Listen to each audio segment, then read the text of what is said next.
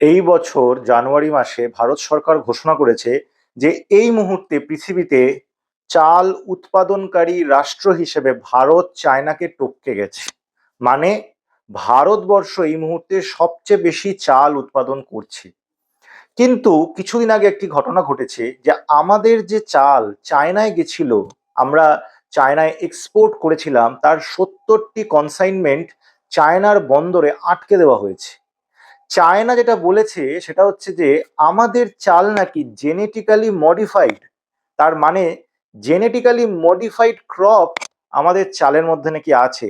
ভারতের নিয়ম, ভারত সরকার কিন্তু বিটি কটন মানে কটন ছাড়া আর কোনো জিনিসে কিন্তু জেনেটিক্যালি মডিফাইড শস্য ব্যবহার করে না, আর খাদ্যদ্রব্য তো একেবারেই করে না। কিন্তু চায়না স্পষ্টভাবে বলে দিয়েছে যে চাল নেওয়া যাবে না, কারণ এগুলো জেনেটিক্যালি মডিফাইড। এবং দুশ্চিন্তার বিষয় হচ্ছে আরো 200 কনসাইনমেন্ট চায়নায় যাওয়ার কথা ছিল, কিন্তু সেইগুলো কোথায় যাবে, সেইগুলোর কি হবে, সেগুলো এখন আমরা জানি না। তো এটা দু রকমের দুশ্চিন্তা তৈরি করলো। একরকম হচ্ছে যে ভারতবর্ষের চাল যখন চায়নার বন্দরে জেনেটিক্যালি মডিফাইড হওয়ার কারণে আটকে দিচ্ছে, এই খবরটা যখন পৃথিবীতে ছড়াবে, বহু রাষ্ট্রে কিন্তু আমাদের চাল আটকে দেওয়া হবে। তার কারণ হলো এইটা তো প্রচার হবে বাইরে, এবং তারাও আমাদের চাল নিতে চাইবে না, তো আমাদের চালের এক্সপোর্টে ধাক্কা খাবে।